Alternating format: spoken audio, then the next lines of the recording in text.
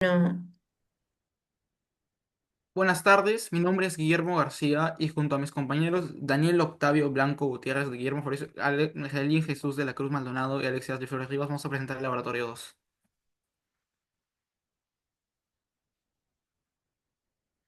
Esos son los objetivos de nuestros tres experimentos.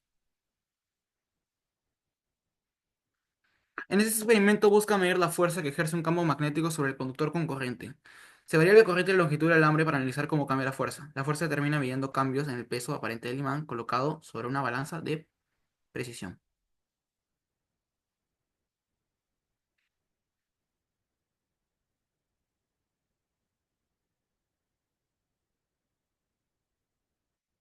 Acá podemos ver la masa inicial y la longitud que hemos utilizado en cada uno de los conductores. Ya.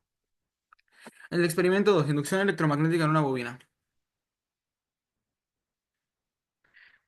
Se analiza cómo un campo magnético variable genera una corriente inducida en una bobina.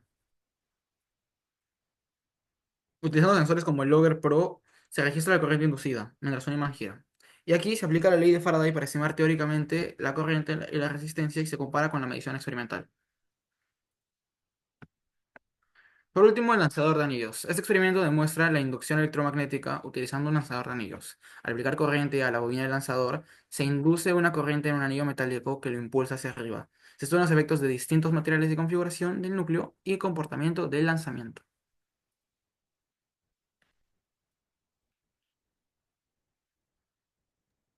Ok, experimento uno, fuerza magnética en un conductor. En la pregunta uno dice, ¿qué sucede con la fuerza magnética si se invierte en el sentido de la corriente? La fuerza magnética también cambia de sentido, lo cual se debe a que la misma es el resultado de aplicar producto vectorial de I por el campo magnético, es decir, involucra direcciones. Aquí, como vemos, está el código en la cual va a haber unas tablas en la cual vamos a comparar resultados y nos va a arrojar las siguientes gráficas. Fuerza versus corriente, ahí pueden ver la gráfica. Igualmente acá va a haber una comparación de tablas de los resultados y nos va a arrojar también otra gráfica. La pregunta 4, bueno, como respuesta sabemos que la fuerza magnética es igual a la no, intensidad de corriente por la longitud por el campo magnético, por lo tanto el campo magnético es igual a la fuerza magnética entre eh, y por la longitud. Para el caso de la tabla de la corriente tenemos los siguientes resultados en la cual se divide y te sale como resultado 0.07417. Para el caso de la tabla de longitud tenemos igual los siguientes resultados y te sale 0,06850. Nuestros valores de las pendientes reflejan en una tendencia general, no una correspondencia exacta, lo cual conduce con que nos salgan similares.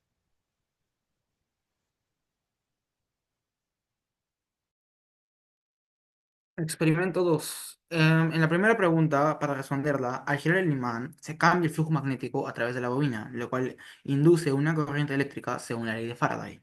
Esta es la base del funcionamiento de generadores eléctricos. En la segunda pregunta, ¿cómo influye la velocidad de giro del imán? Altera el ángulo formado entre su campo magnético, generando ahí el vector área de la bobina, haciendo variar el flujo magnético acorde a una función trigonométrica, que en este caso coseno, que trabaja con dicho ángulo y por ese motivo la forma de la corriente será sinusoidal. Y en la pregunta 3 utilizamos la fórmula de inducción de inducida máxima, FEM, que sería con estas variables que tendremos el campo magnético, intensidad de corriente, velocidad angular, número de espiras y radio y resistencia, lo cual nos daría que la corriente inducida pico es de 2,55 amperios, mientras que la experimental que nosotros sacamos para el Auger Pro es 0,001945, aproximadamente 1200 veces mayor. Ok, en la cuarta pregunta también se basaba en el experimento 2, pero ahora era una pregunta de programación. Nos pidieron utilizar la ley de Faraday para tres ítems. Primero, el primer ítem se basaba en graficar el campo experimental en función del tiempo. Para el código, primero declaramos los parámetros y luego exportamos el archivo TXT que habíamos obtenido de los datos recolectados en el laboratorio. y luego generamos el gráfico. Utilizamos MATLAB. Como se puede ver, esa es la gráfica con los datos experimentales. Sí hay mucho ruido en la gráfica y la amplitud varía mucho. Se puede ver que mientras más avanza en la gráfica, el periodo se alarga. O sea, no es muy notorio, pero sí se va agrandando. Y esto es porque a la hora de girar el imán, el movimiento no, o sea, la velocidad con la que gira no es constante, sino que va disminuyendo.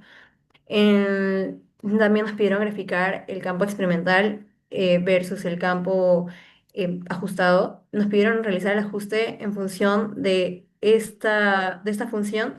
Utilizamos la librería Optimization Tool y graficamos. Y se puede ver aquí, las líneas rojas corresponden al gráfico ajustado ya. Ahora sí solucionamos la amplitud, es más estable y también se puede ver que está más suave el gráfico a comparación del original. Por último ítem, nos pidieron graficar la corriente experimental versus la ajustada. Para eso derivamos el campo ajustado y aplicamos ley de Faraday para la corriente inducida y graficamos. Para eso aplicamos un intervalo de tiempo para que se pudiera apreciar mejor la diferencia entre gráficas.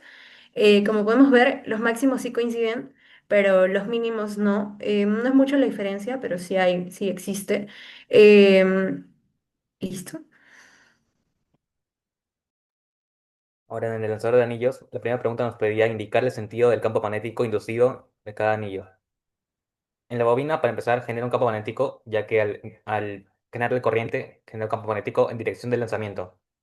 Este genera un cambio de flujo creciente en el anillo colocado, lo que genera a su vez campo inducido en dirección opuesta. Estos campos opuestos generan una fuerza de repulsión que produce que el anillo salga disparado. La pregunta 2. Observar que el anillo asciende más alto cuando la barra de hierro está colocada. ¿Por qué sucede esto? Esto debido a que el hierro es un material ferromagnético y por ende aumenta el campo magnético inicial y con ello el flujo magnético también crece mucho más rápido en el primer instante, generando que el campo inducido en el anillo también sea mucho mayor y que llegue mucho más alto, porque la fuerza de repulsión también aumenta. Como pregunta 3, ¿cómo afecta la conductividad de los materiales de los anillos al experimento? Pues la conductividad eléctrica del material del anillo determina qué fácilmente puede circular la corriente inducida. Si tiene mucha conductividad, hará que salga muy disparado, ya que se generará muy rápido y con mucha potencia esta fuerza de repulsión. Por el contrario, será pequeño o nulo si tiene baja conductividad. Por último, ¿qué ocurre al colocar el anillo hueco? Ya que está hueco, la corriente no alcanza a cerrarse por completo y por ende no se puede generar un campo inducido en el centro de ella que genere fuerza de repulsión.